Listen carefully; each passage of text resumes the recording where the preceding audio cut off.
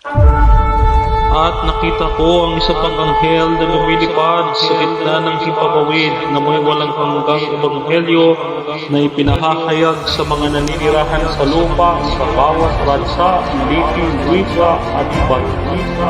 Sinabi niya ng malakas sa tinig, matakot kayo sa Diyos at magbigay ng walhati sa Kanya sapagkat dumating na ang Kanyang paghukom. Sambahin niyo siya na gumawa ng langit at lupa, ng dagat at pagkakabal.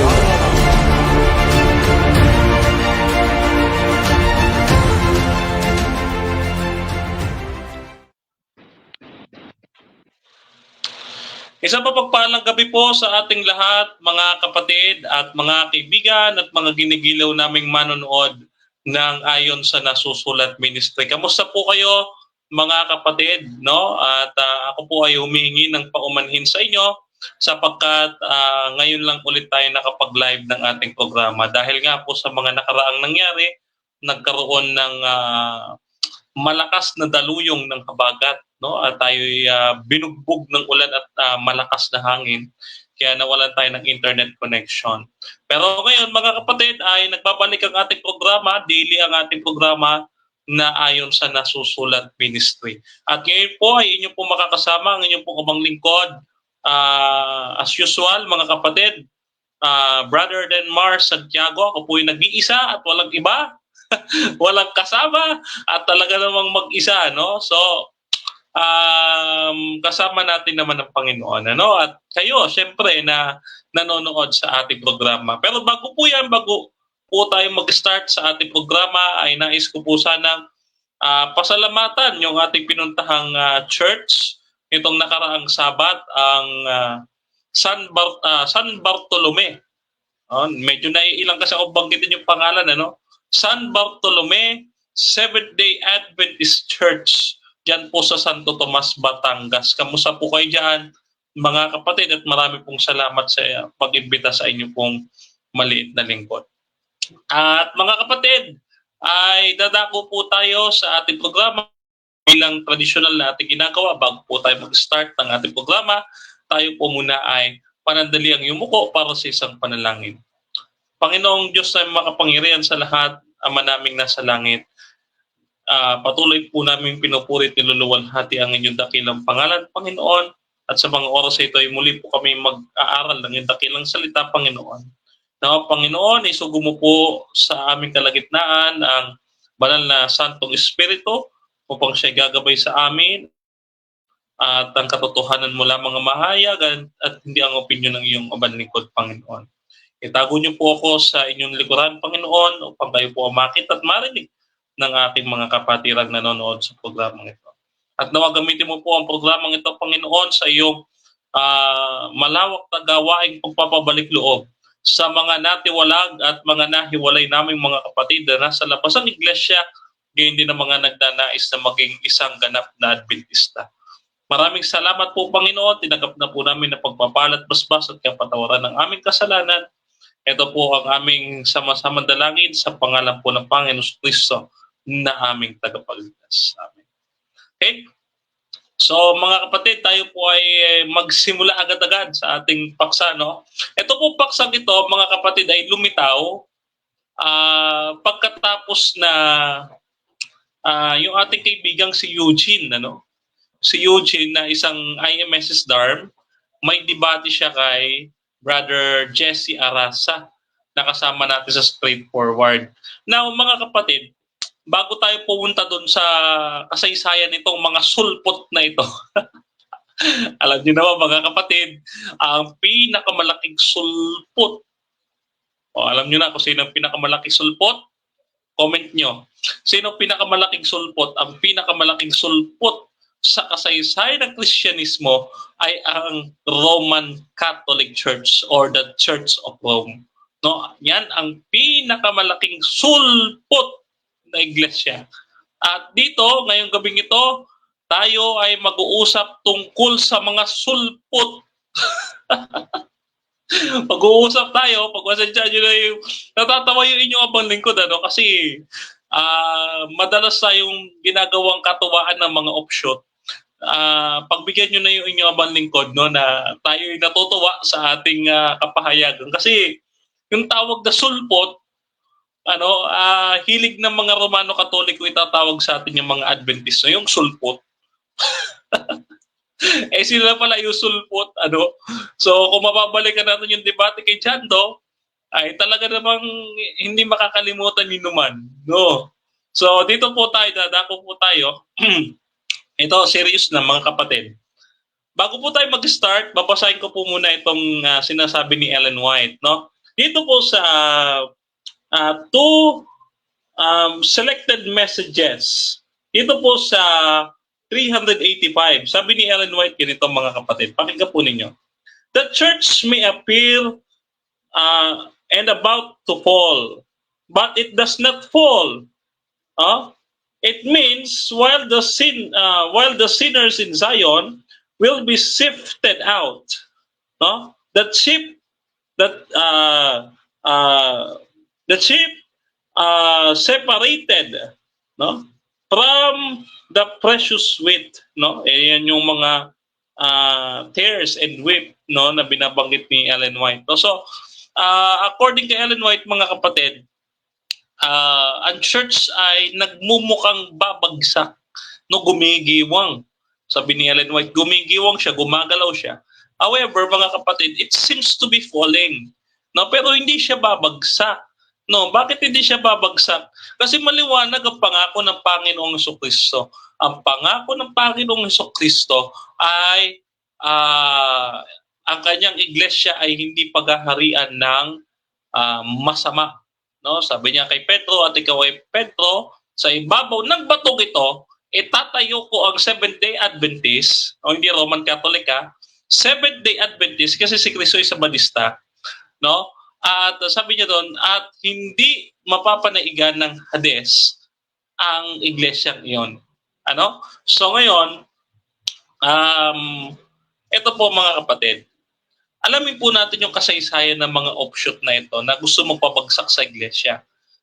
Trigger warning lang mga kapatid, ang mga offshoot ay naging Babylonia. Hindi po ang SDA naging Babylonia. Sila po ang naging Babylonia. Bakit? Ito aralin po natin mga kapatid. Ito po yung kasaysayan po ng pinuno ng ISDARM. Yung pinuno ng ISDARM, sino ba ito pinuno ng ISDARM? Ito si L.R. Conradi. Si L.R. Conradi, mga kapatid, ay presidente ito ng isang division sa Europe. Ito magkikwento tayo, Si L.R. Conradi, mga kapatid, gusto ko po siya ipakilala sa inyo. Si L.R. Conradi, ito po ay isang presidente, doon sa Germany, So, may isang division doon sa Germany na kanyang pinamumunuan. Tong si L.R. Conradi, nitong 1914, so outbreak yun ng World War I, so nagkagulo na, nagkaroon ng giyera, at ito yung sinasabi na unang digmaang pangdaigdig na kinatuparan ng ilang mga hula sa Biblia, At sabi dito, by 1915, so it is a tentative initial organization of the Reformed Church in Europe. So by 1915 ay nag-try na silang mag-initiate ng kanilang organization sa Europe. So bago po yan, ano po ang nangyari mga kapatid? Ang nangyari po ito? Ito po si L.R. Conradi, ito po si Conradi na ito, ay isa siyang what you call this, dictator, Isa siyang dictator na kanyang inalaw, Kanyang inalaw yung kanyang mga members to participate in the war, At that time kasi we have to choose, because everybody is being affected by the war. So etong si L.R. Conradi bilang isang presidente ng kanyang division, ang ginawa niya, he has to take an action whether to allow or not yung ating mga kapatids to participate in the war, But by then, later on, we found out in our research na itong ating pinag-uusapan si L.R. Conradi ay siya ay nag-allow. Inallow niya yung mga kapatiran na makipag-participate sa gera. At anong nangyari, itong mga kapatiran na ito ay syempre lumaban sa kanya. Okay? Lumaban sa kanya. Syempre, pinipilit niya, kumbaga ititiwalag niya kung hindi magpa-participate sa gera. No? May pananakot na nangyayari. So ito po yung nangyari sa kanila. No? Ito po, tingnan po natin.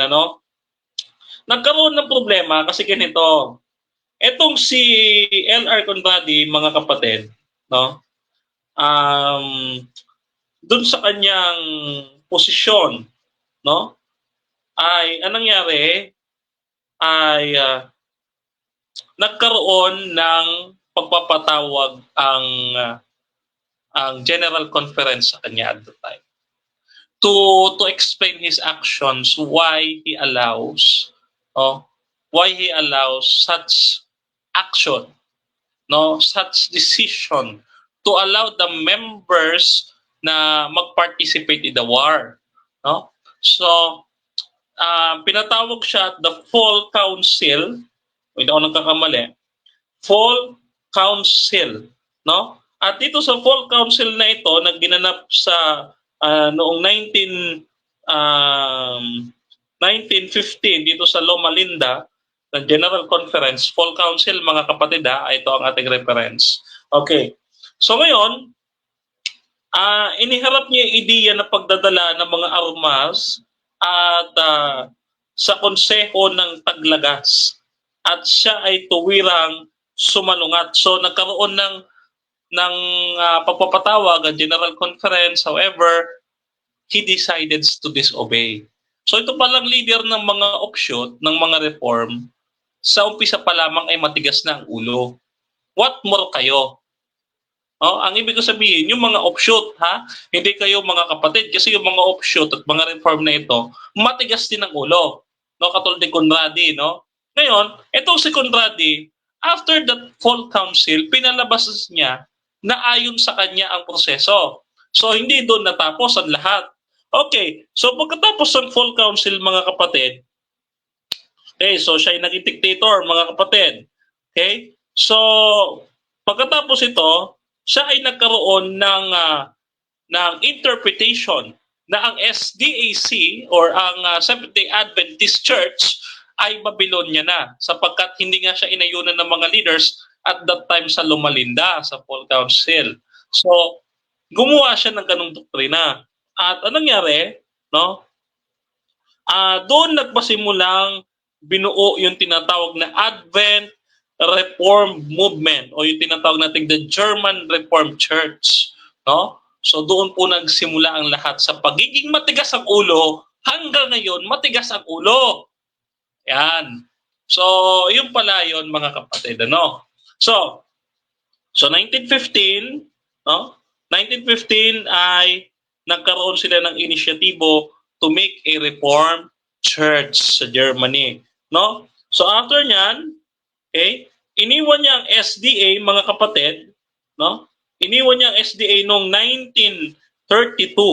Yan, iniwan niya ang SDA sa 1932 at kakaunti lamang ang sumamang mananampalataya sa kanya. At nagtayo siya ng sarili niyang organisasyon na tinatawag niya rin Conradi Church. So, yung kanyang mga pinag-uusig na mga kapatid na pinatuloy niya sa gera, sila yung naging Reformed Church. Samantalang siya, lumabas siya sa Adventist, 1932, gumawa siya ng Conradi Church. Na itong Conradi Church ay agad namang namatay. Agad naman namatay. At nagkaroon pa nga ito ng splinter noong 1932. Okay? Sa pamamagitan ni Louis Richard, sa pamamagitan naman ito, mga kapatid, nagkaroon ito ng splinter. Yung tinatawag nating pagkakabuwag, pagkakahati-hati. Kasi ito, mga kapatid, ang nangyari sa kanila, atin pong silipin ng referensya. So, noong 1923, si Edmund Dotzler, Edmund Dotzler, Ang hirap banggitin yung kanyang pangalan kasi chairman, no? Basta si Edmond Dotzler, no? Sabi niya, no? Iniwan ni Dotzler ang Reformed Church noong 1923 at bumuo ng kanyang sariling reform movement na tinawag niyang the Dutch Reformed Church. No, from offshoot nag-offshoot ulit. Ano? Ewan ko ba? Reform na tapos re-reform pa. Ano? So sila hindi nagkakasundo. Ano nangyari? Noong 1925, naging official na organization ng ISDARM at ang kanilang main branch ay nasa Gotha, Germany.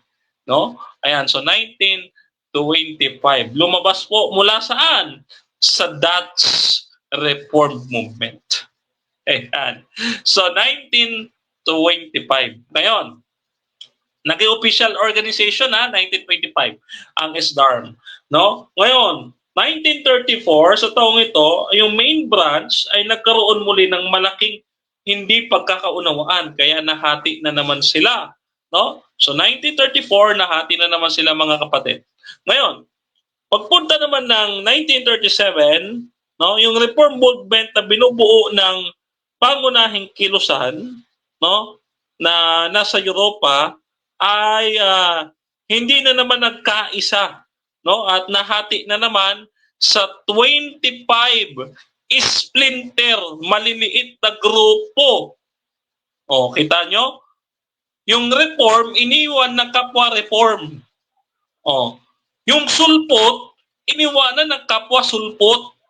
Kaya nga gulong-gulo sila eh.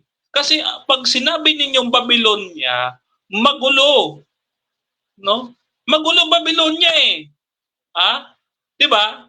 So, ngayon, pagkatapos 1946 sa Holland General Conference Session, nagkaroon muli sila ng malaking problema, no? At pagdating ng 1951, yung Brazilian session naman nila, nagkaroon ng malaking paghihiwalay, nagkaroon ng demandahan ang mga nagpakilalang reform, no?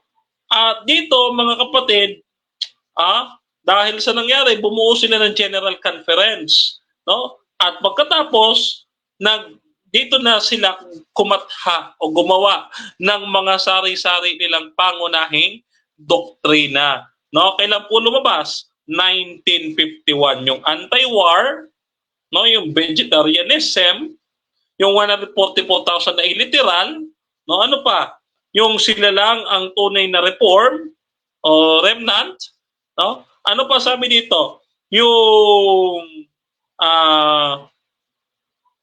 mahaba ang bubok ng babae, bawal magpagupit. Aba, parang dating daan pala ito, no?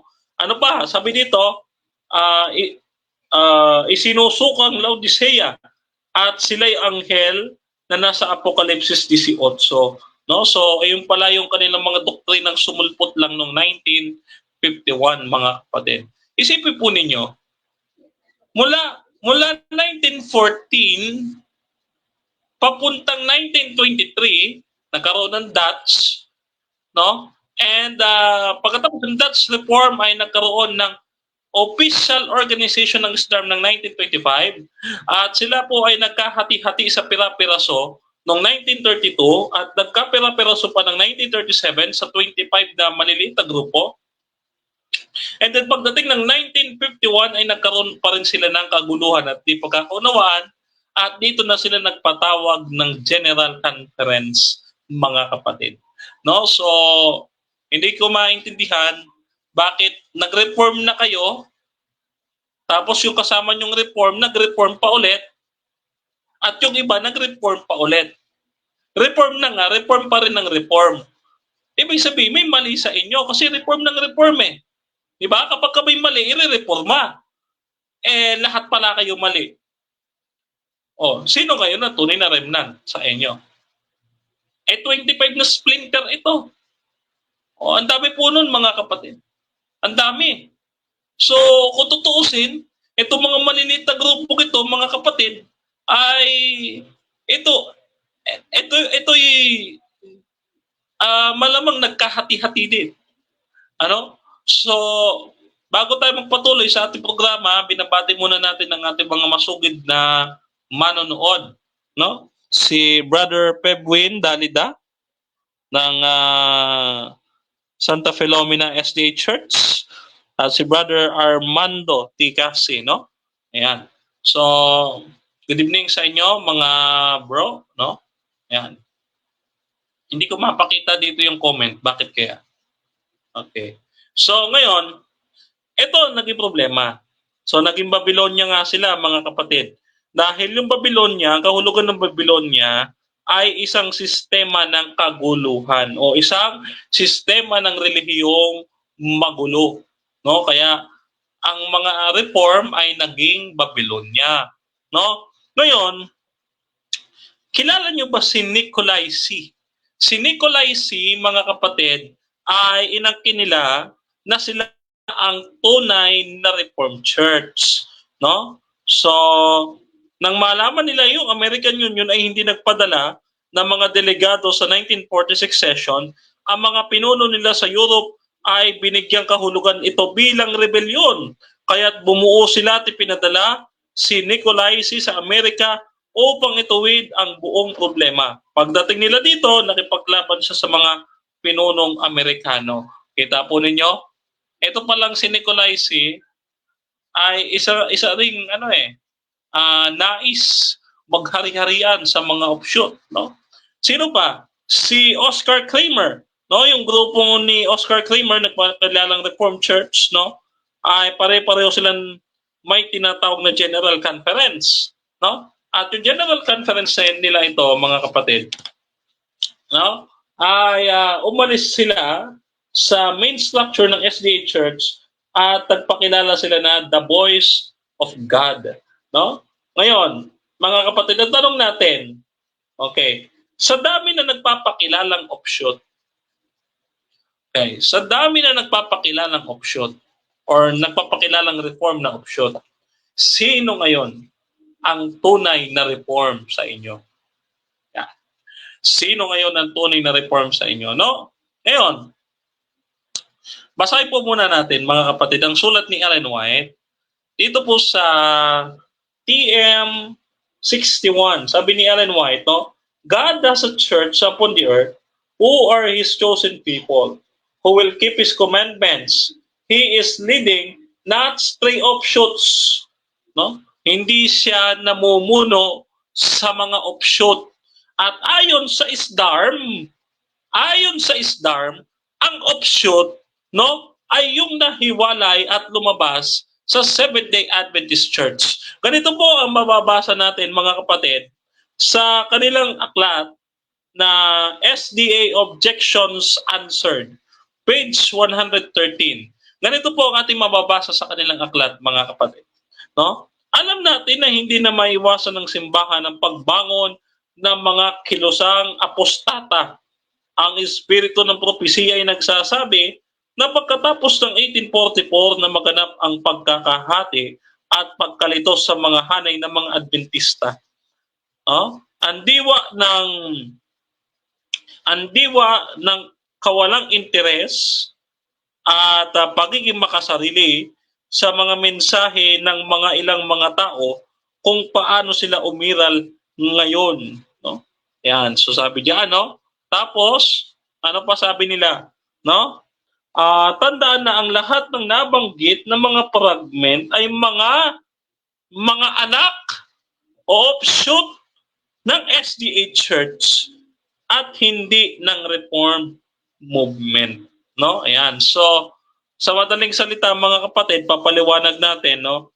Tuwiran nilang inamin dito sa kanilang akda na lumabas sa SDAC ay mga anak nito at pawang tinawag na mga offshoots ng SDA. So, huwag kayong magagalit na tinatawag kayong offshoot. Kasi umamin naman kayo sa sarili ninyong libro, no? So, wala kami doon. Kayo po ang naglalagay nito, mga kapatid. Kayo po, no? 1925 lang kayo lumitaw, kayong ISDARM, no? 1925 lang kayo. O, ang sabi nyo dito, lumabas sa SDAC, offshoot, o maliwanag kayo nag-reform, lumabas kayo sa church. O, ano ang inyong pag-amin? O, ito ang inyong pag-amin, no? O, ito ha, kita po ninyo ha. Ito yung kanilang pag-amin. Dito po sa SDA Objections Answered, page 114.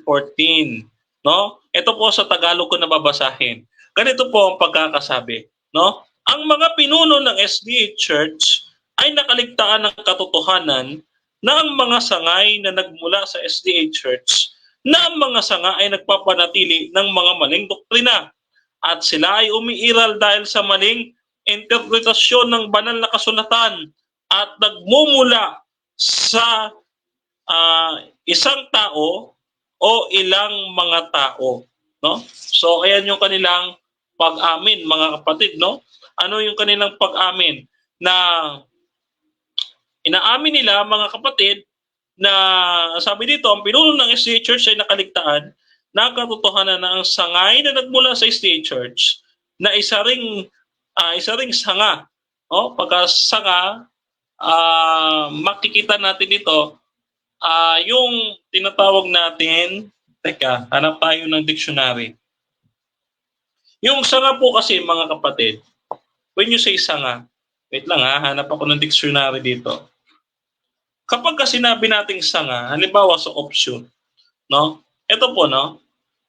Pagkasanga, halimbawa bamboo, no? Ayan ha, bamboo shoot, no? Okay, hanap tayo ng referensya. Baka sabihin kasi nila nag-iimbento tayo. Okay. Teka ha, hanap tayo ng diksyonaryo. Kapag ito kasi yung sanga dito, mga kapatid, branch, no?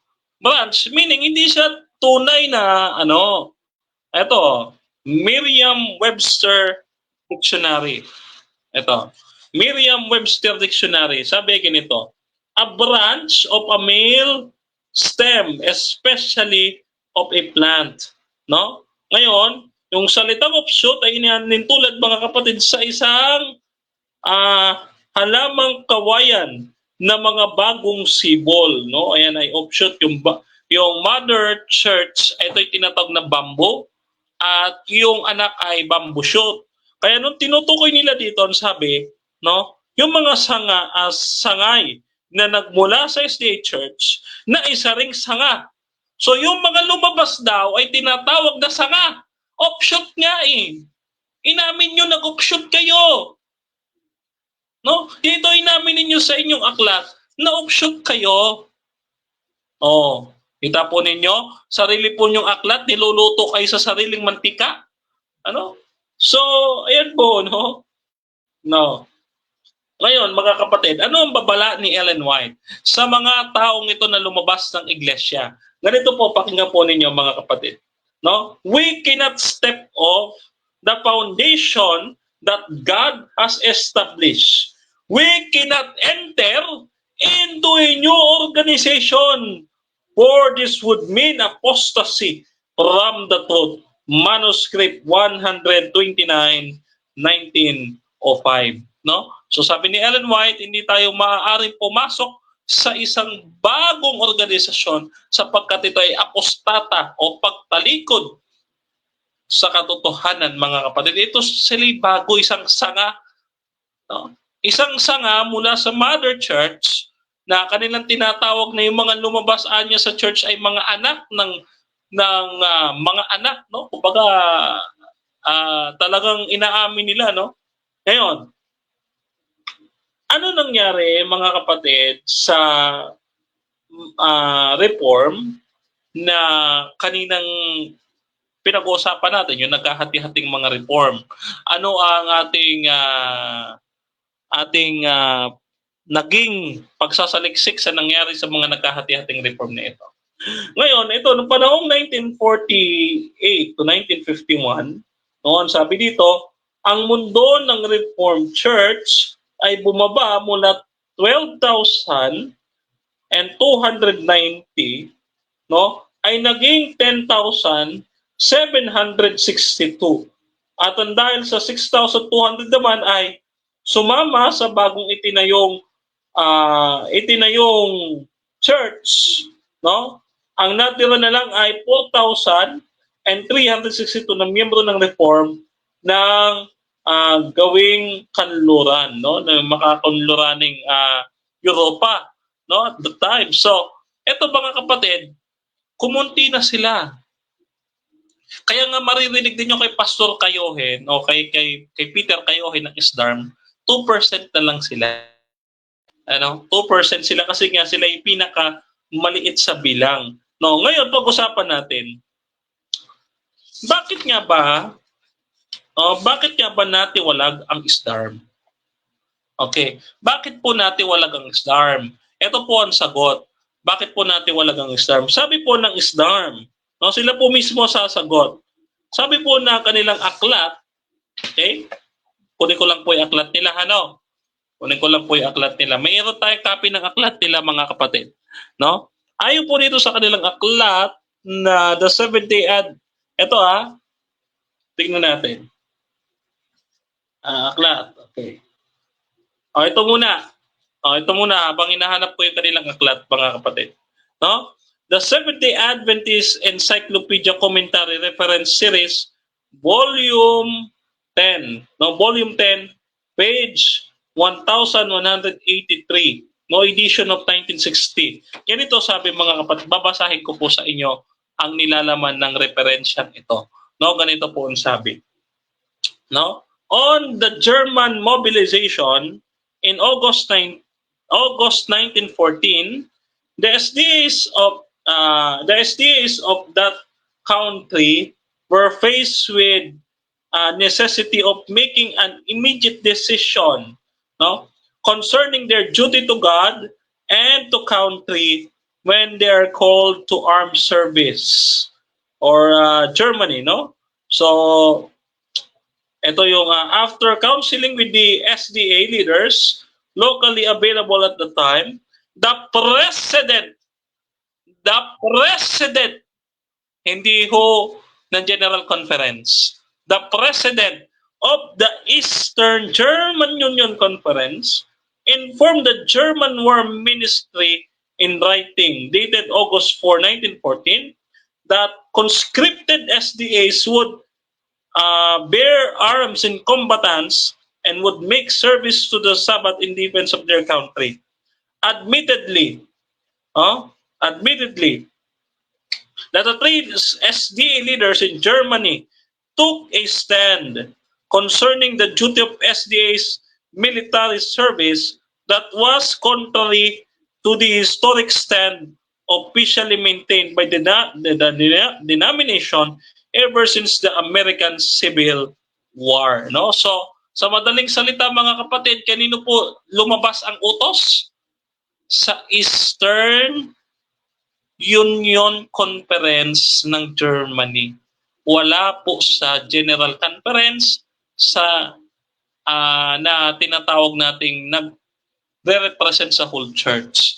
Ang nagpatawag lang ay local conference or local union conference sa east ng Germany. No, yan po ay kay L.R. Conradi, mga kapatid. Sa madaling salita,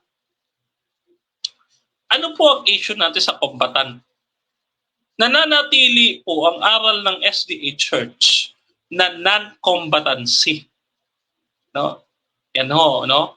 So, sila lang naman ang nagsasabi na nagpalabas ang SDA Church ng combatancy order, no? Pero ang sabi po dito sa referensya, ang Eastern Union Conference ng Germany ang siyang nagpalabas ng utos na mag-allow sa mga kapatiran na humawak ng baril. So, ang tanong po natin sa mga reform na ito, saan pong dokumento mababasa na nagpalabas ang General Conference in session, no, representing the worldwide church, na magkaroon tayo ng combatancy. Okay, na humawak ng baril o kaya kayo ay sumuporta sa militarisasyon. No, gusto po naming malaman mula sa inyo kasi po dito, mga kapatid, ay mayroon pa tayong babasahin mula sa inyong website na kayo ay misconduct. Matigas ang ulo. Hindi po kami ang matigas ang ulo. Kayo po, mga kapatid namin na reform, ang matigas ang ulo. Lagi niyo pong binabato sa amin na kami ay nag-order ng combatancy kahit wala naman. Ang nakalagay dito, Eastern Union Conference. No, sa pamamagitan ni LR Conradi, doon pa lamang naglabas ng utos na magkaroon ng combatancy. At ito ay hindi, mga kapatid, kinonsinti ng General Conference, kaya nga pinatawag si LR Conradi ng 2 beses doon sa Lumalinda. No? Una ay sa Full Council, na hindi siya nakinig, no? Matigas ang ulo. O, sa madaling salita, mga kapatid, wala talagang lumabas na kalatas o utos mula sa General Conference na magkaroon ng combatancy, no? Basahin po natin yung comment ng ating kapatid, no? Sabi ng ating kapatid, Influensya Biblika, okay? Shout out daw. Ayan, shout out kapatid na Influensya Biblika ng 3A Media. Ayan, 3A Media Defenders. Ayan Okay. So, basahin natin yung kanyang comment dito. Ayan. Mabuhay po ang lahat ng mga Seventh-day Adventists, no? Ayan, sabi niya dito, and God bless daw sa lahat, no? Ayan, okay. So, next tayo, mga kapatid, no? So, ano naman ang pag-amin, no? Ano naman ang patotoo ng SDARM sa kanilang pagkakatiwalag? Ito po, no? Basahin natin, ano? Dito po sa kanilang website, mga kapatid, sabi dito, ang mga hindi makakristyanong pag-uugali or therefore had to be dispelled because of the unchristian conduct, no? Nakalagay dito, no? Sa German newspaper, page 3, April 12, 1938, no? Ayan, so nakalagay dito sa isang lathalain, no? Sa titag nating Dresdener Neo-Weste Nakritchen, no? Nakritchen, no? Sabi dito. So, yan po, no? Maliwanag, no? Dahil sa Christian misconduct, kaya po natiwalag ang SDARM, mga kapatid, no? So ayan. So ano naman po ang patotoo, mga kapatid, ng IMS kung bakit sila natiwalag, mga kapatid? Ano naman, pag-usapan naman natin ito, no? Ano naman ang patotoo ng IMS sa kanilang pagkakatiwalag, no? Sabi dito, okay, dito sa kanilang website, no? Tinignan ko yung kanilang website. Teka, puntahan natin yung kanilang website dito sa aking laptop, dito sa aking gilid, mga kapatid, no? Eto, tingnan natin. Teka lang Type natin, IMS, International Movement. Okay. Okay, sabi dito, mga kapatid, shortly after the above official statement was made to the government, approximately 2% of the Adventist members of more than 14 European countries were disfellowship from the church for their own opposition to war and to support to pacifism. In some countries, entire congregation and their elders within just 1 week found themselves deprived of the church membership because of their stand on the war question and the Sabbath, no? So, ayan po yung pag-amin ng SDARM na sila po ay natiwalag, no? Dahil nga po sa kanilang pag-question sa General Conference, no? Ayan. Okay? So ngayon, yung 2% na ito ay kapwa inaangkin, mga kapatid, ng IMS at saka ng SDARM. No, kapwa silang inaangkin ng dalawang ito. Hindi natin alam kung sino ang tunay na 2% sa kanila, no? Batiin natin si Brother Archie Pitos. Okay. Brother Archie, good evening sa iyo, kapatid, no? Ayan. So, yung 2% na ito, mga kapatid, ay kanilang pinag-aagawan, no? na sila daw ay nahati, mga kapatid, itong 2%. Ito problema. Yung ISDARM, okay, yung ISDARM, mga kapatid, at saka yung IMS, both claiming that they are 2%. Samantalang, kung, alimbawa, 1% na lang kasi sila tig-isa dito. Kasi hindi na, paano magiging 2%? Eh, dadalawa na nga sila. So, let's do the basic mathematics. 1% at saka 1% equals 2% IMS at saka ISDARM. O, 1 plus 1 equals 2. So, nahati nga sila, 1% na nga lang, no? Ngayon, mga kapatid, itong dalawang ito, ito yung kanila namang pag-amin ng kanilang pagkawatak-watak o yung kanilang pagkakahati ng IMS at saka ng ISDARM, no? Ano po at sabi dito, mga kapatid, no? Basahin po natin ito, no? Okay. Yung pahayag ni Ellen White sa Testimonies, no? 1T, page 417, ito sabi, no? There are little companies continually arising who believe that God is only with a very few. The very scattered, and their influence is ayan. And their influence, mga kapatid, okay, pagbati sa mga bagong nanonood, no? And their influence to tear down and scatter that which God's servants, no? God's servants held up. Restless minds who want to use, no? To use his seeing and believing something new continually are constantly rising, no? Some is in one place and some is in another, all doing a special work for the enemy, that claiming to have the truth. They stand opposed from the people whom God is leading and prospering through whom is at great work. No? So ayan, mga kapatid, no, ang sabi ni Ellen White, ito daw ay mga taong nagkiklaim ng sila daw ay nasa mga katotohanan. Pero mga kapatid, itong binabanggit ni Ellen White ay natupad, mga kapatid, no, sa ISDARM, no? Dahil ito ang totoo. Until now, mga kapatid, no, ang ISDARM, no, 40,000 pa lang sila sa buong mundo ngayon, no? Hindi po ako magkakamali sa bilang, mga kapatid. 40,000 pa lamang sila, no? 40,000 pa lamang, no?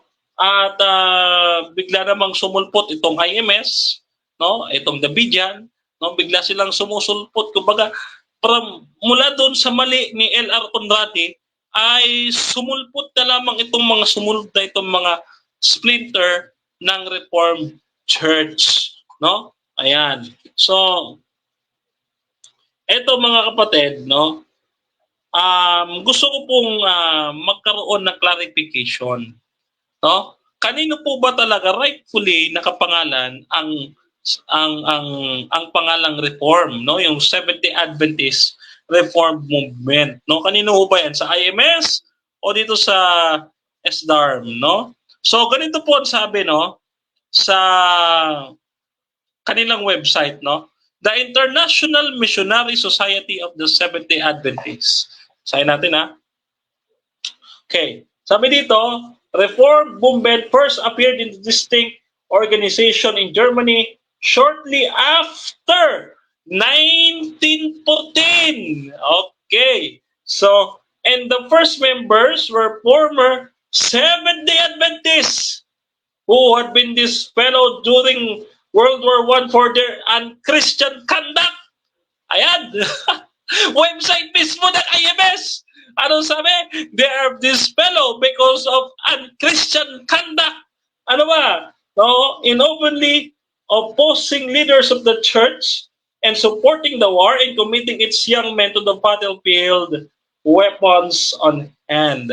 No? Ayan. So, ito palang IMS, mga kapatid, ay sila ay nauna sa ISDARM after 1914. Okay, so after 1914. Si SDARM ay 1925 lang. Oh, tingnan ninyo ha, mga kapatid ha. No, si SDARM pala ang nangopya ng pangalang SDARM. No, nauna pala talaga si IMS, si International Missionary Society of the Seventh-day Adventist Reformed Movement. Sila pala talaga yung nauna. No, na-dispelo sila after the World War I at dahil sa unchristian conduct katulad din ng SDARM, no? Pare-pareho pala kayong mga matitigas ang ulo, no? Para matigas ang ulo, tumatigas ang ulo. Kaya hindi na reform ang tawag eh, deform.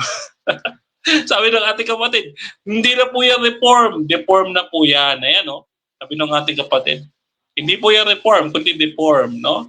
Tama ka dyan, kapatid. No? Malaking correct. Okay?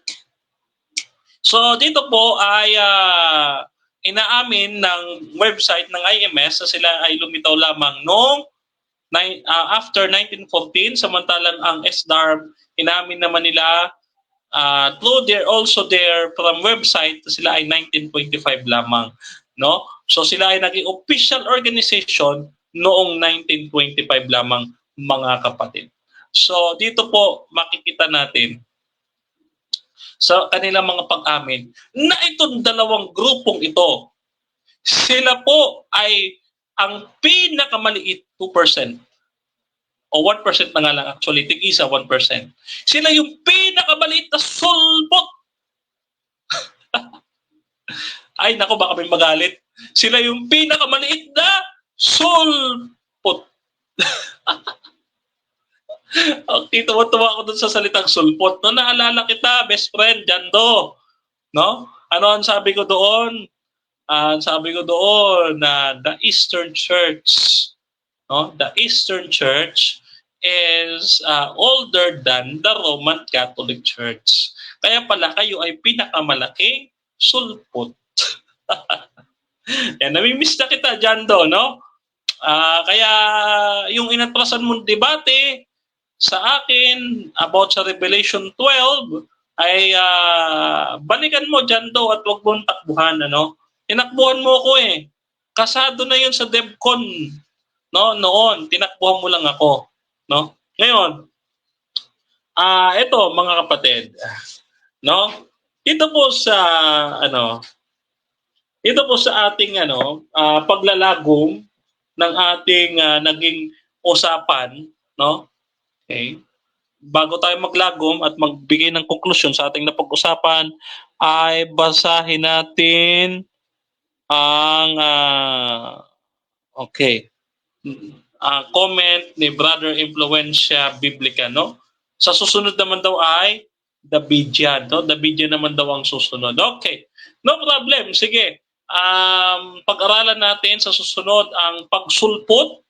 Kailan ba sumulpot ang Davidian Seventh-day Adventist Church? Kailan sumulpot ang Davidian SDA Church, no? So mga kapatid,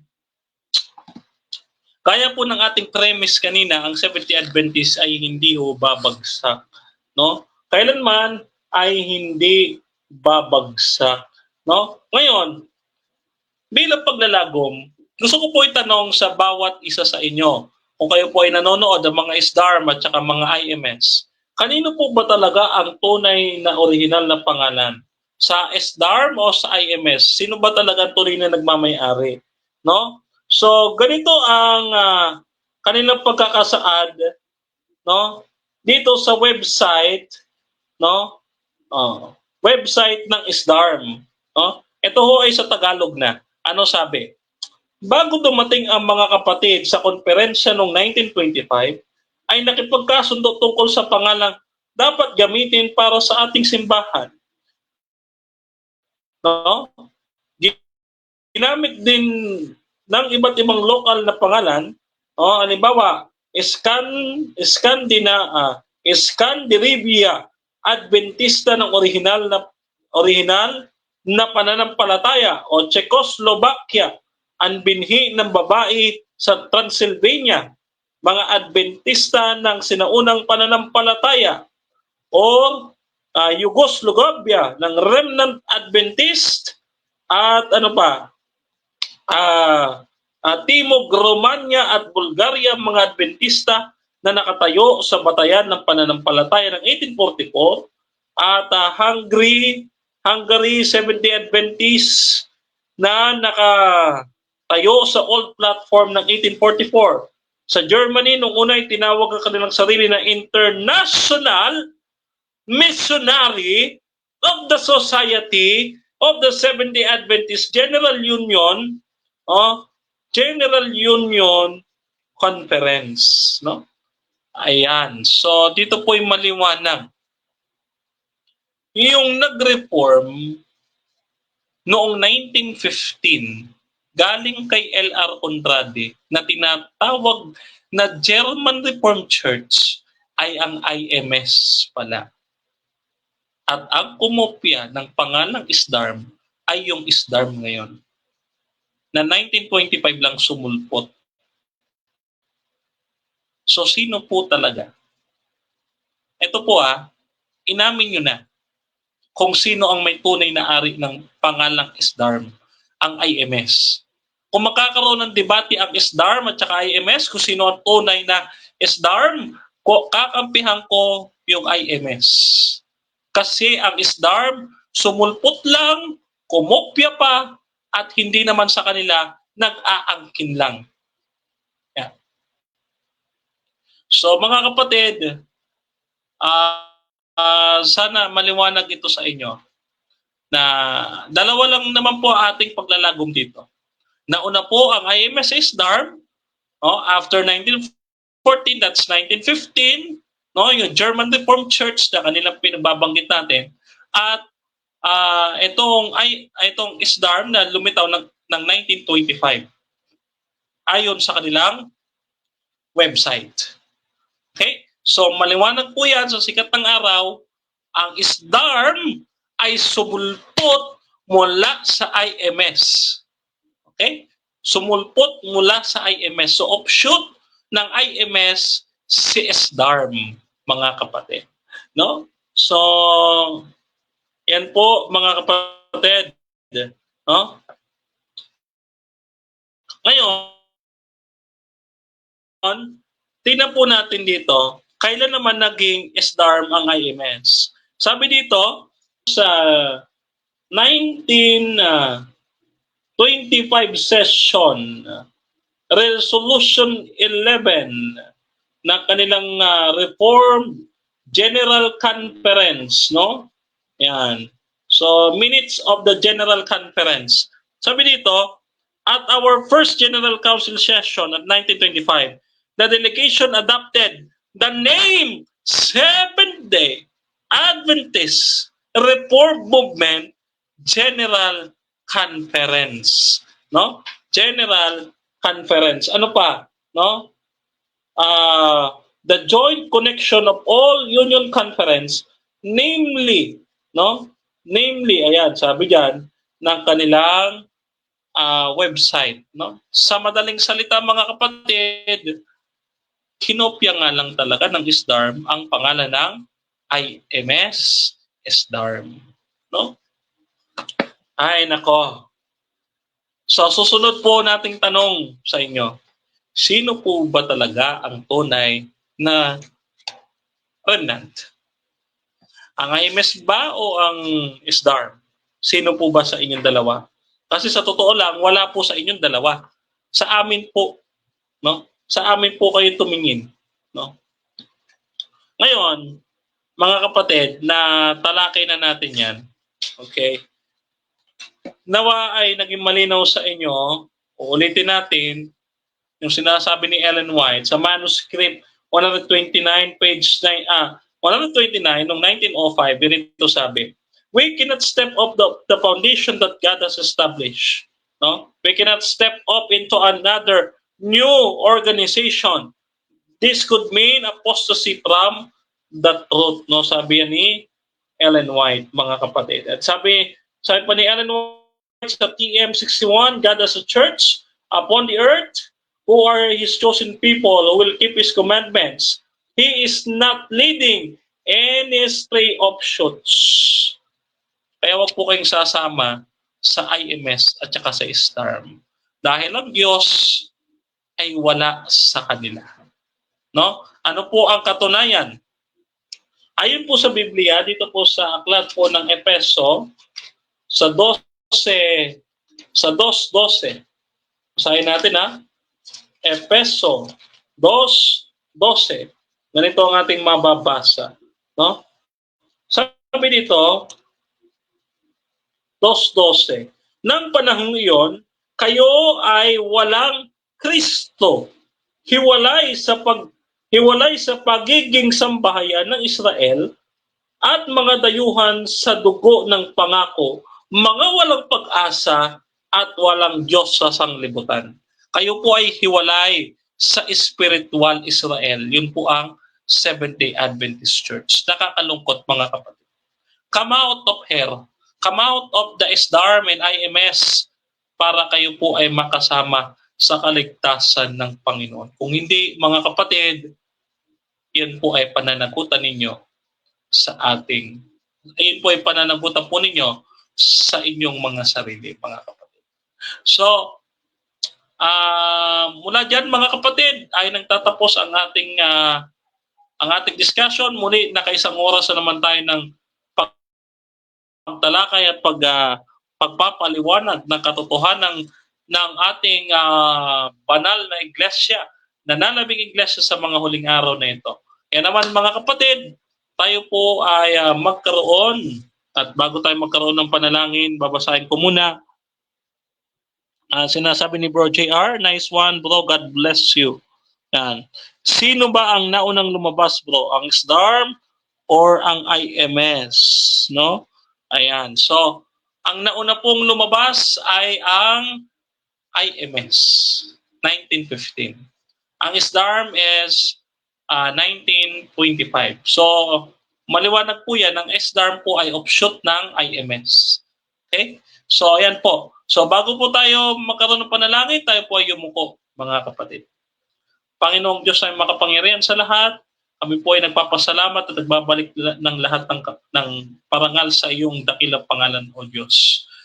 Panginoon, kami po ay na-inform, Panginoon, na kayo po ay hindi sumasama sa sino mang nasa labas ng iglesyang ito, sapagkat itong iglesyang ito ay ang tunay na nalabi ninyong iglesia sa mga huling araw na ito. At ito lamang ang tanging bayan mo at wala ng iba, Panginoon. Kaya po, Panginoon, hinihiling po namin ang karagdagang matibay na pananampalataya hanggang sa iyong muling pagparito, na muli niyo po kami isama dyan sa banal na bayan na siyang inyong ipinangako sa bawat isa sa amin. At Panginoon, marami pong salamat sa pagtuturo po ninyo sa amin. Sa pamamagitan po ng aming propetisa Ellen White, Panginoon, kami po ay natuturuan at naiko-correct, Panginoon. At nawa, Panginoon, sa kanyang mga sulat, kami ay sumunod at matuto, Panginoon, ng pagsunod sa iyong simbahan, lalo na sa General Conference, Panginoon. Bigyan po kami ng kapakumbabaan at diwa ng pagsunod, Panginoon, sa lahat ng iyong kalooban na siyang iyong ipinatutupad sa iglesyang ito. Nawa, Panginoon, ang aming pag-aaral na ito ay naging pagpapalat biyaya sa aking mga kapatiran at higit sa lahat, Panginoon, iniling po namin ang kapatawaran ng aming mga kasalanan.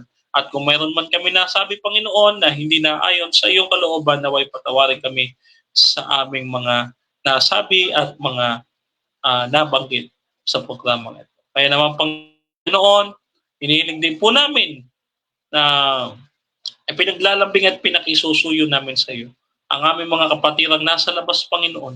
Naniniwala po kami sa iyong pag-ibig at habag, Panginoon. Kaya naman po ay iligtas niyo rin po sila at ibalik sa iglesyang ito. Naway gamitin po ninyong kasangkapan ang programang itong ayon sa nasusulat sa pagpapasuko ng maraming kaluluwa sa iyong paanan. Maraming salamat po, Panginoon. Tinatanggap po namin ang aming katuparan ng aming mga panalangin sa pangalan po ng aming Panginoong Kristo na aming tagapagligtas. Amen. Okay? So, basahin muna natin kung may nagko-comment pa.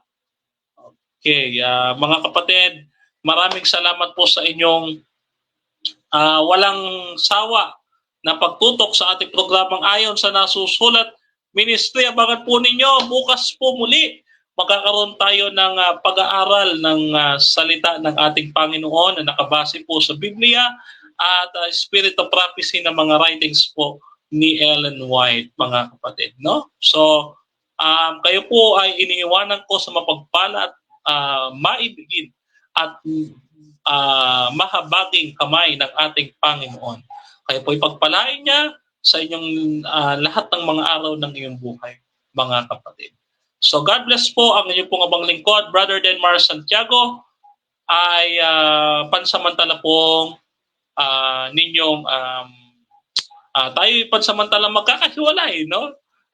Literal naman po tayo magkakahiwalay. Subalit mga kapatid, ako po, hindi ako nangiiwan. Babalik po tayo bukas dito sa ating programa sa Ayon sa Nasusulat Ministry sa ganap na alas 8 hanggang 9:30 ng gabi, mga kapatid. Sasagutin ang lahat ng inyong katanungan ayon sa nasusulat. Maraming salamat po and God bless sa ating lahat.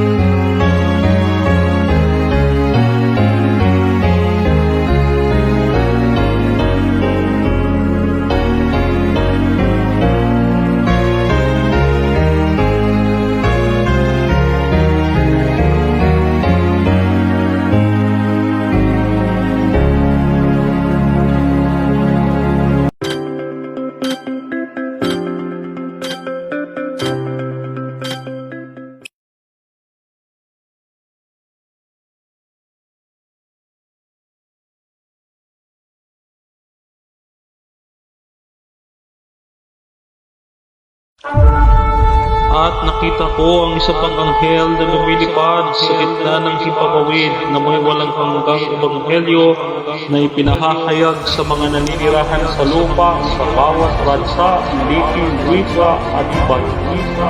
Sinabi niya ng malakas sa tinig, matakot kayo sa Diyos at magbigay ng walhati sa Kanya sapagkat dumating na ang Kanyang pagtukom. Sambahin niyo siya na gumawa ng langit at lupa, ng dagat at pagkakabal